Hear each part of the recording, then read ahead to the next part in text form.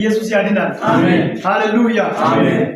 ፓስተር እኛን ያገለገለ እኔ አይኔን ጨፍኜ ምን አያለው የሚገርም ነገር የብዙ ሰዎች መቃብራቸው ሲከፈታል። አሜን በእውነት ኢየሱስ ጌታ ነው። አሜን ሃሌሉያ አሜን። እኔ መልእክቱን ለወንድማችን ለመስፍን ነግረው ከዛ ቀጥዬ ደግሞ ለእናንተ በኋላ ችግር የለም ባይቀረጽም ችግር የለም ለእናንተ አገለግላለሁ ብዬ ነበር ያልኩትና ክብር ለኢየሱስ ይሁን። አሜን። እና ጉድጓድ ይቆፈራል። ጉድጓዱ ተቆፍሮ የሆነ የተደፈነ ነገር የነበረበት ጉድጓዱ ተቆፍሮ የሚገርም ነገር እንደ ወፍ ከዛ እየበረርን ሲኖታዩ።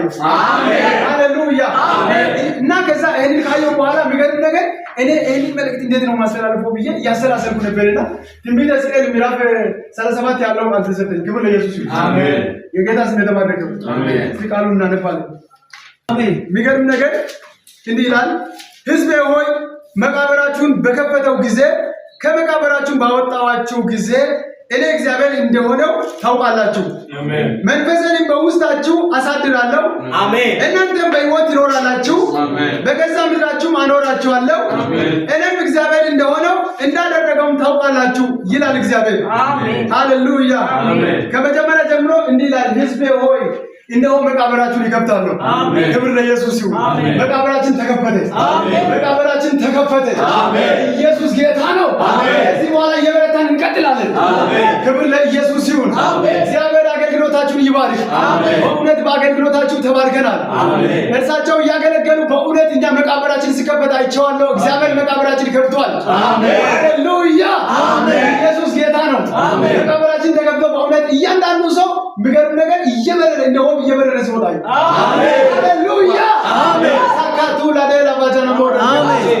ከዚህ በኋላ ላንያዝ እንደ ወፍ እየበረረን በእውነት መሄድ አሜን። ላንያዝ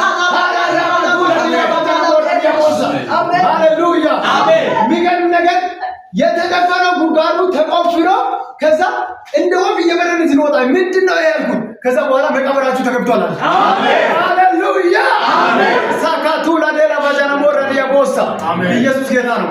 በእውነት ሌሎችም ከሌላ ቦታ የፓስተር አገልግሎት የተካፈሉ ሰዎች እርግጠኛ ነኝ ከሌላ ቦታ ይህንን አገልግሎት የተካፈሉ ሰዎች ይህንን ምስክርነት ያሰማሉ። የሚገርም ነገር ከብዙ ቦታ ኢየሱስ ጌታ ነው።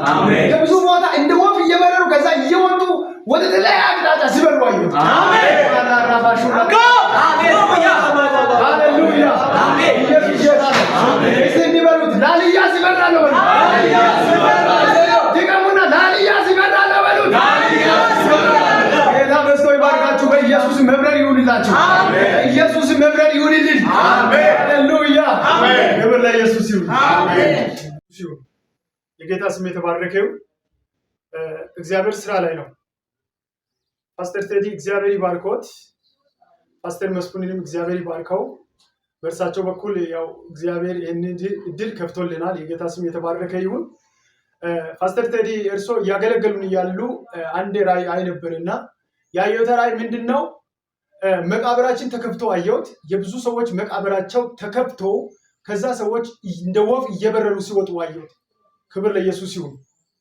እና እግዚአብሔር ስራ ላይ ነው። መቃብራችን ተከፍቶ አይቸው ጉድጓድ ትልቅ ጉድጓድ ከዛ ጉድጓድ ብዙዎቹ እየበረሩ ሲወጡ አየውና ይሄ ነገር ምንድነው ብዬ እያሰላሰልኩ ነበር። እርሳቸው እየጸለዩ ሳሉ እያሰላሰልኩ ነገሩ ስላልገባኝ እያሰላሰልኩ ሳለው የሚገርም ነገር ትንቢተ ሕዝቅኤል ምዕራፍ 37 ከቁጥር 12 ያለው ቃል ተሰጠኝ። እንዲህ ይላል ቃሉ፣ ሕዝቤ ሆይ እነሆ መቃብራችሁን ይከፍታለሁ፣ ከመቃብራችሁም አወጣቸዋለሁ፣ ወደ እስራኤልም ምድር አገባቸዋለሁ። ሕዝቤ ሆይ መቃብራችሁን በከፈተው ጊዜ ከመቃብራችሁን ባወጧቸው ጊዜ እኔ እግዚአብሔር እንደሆነው ታውቃላችሁ።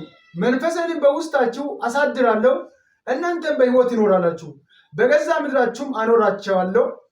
እኔም እግዚአብሔር እንደሆነው እንዳደረገውም ታውቃላችሁ ይላል የእግዚአብሔር ቃል።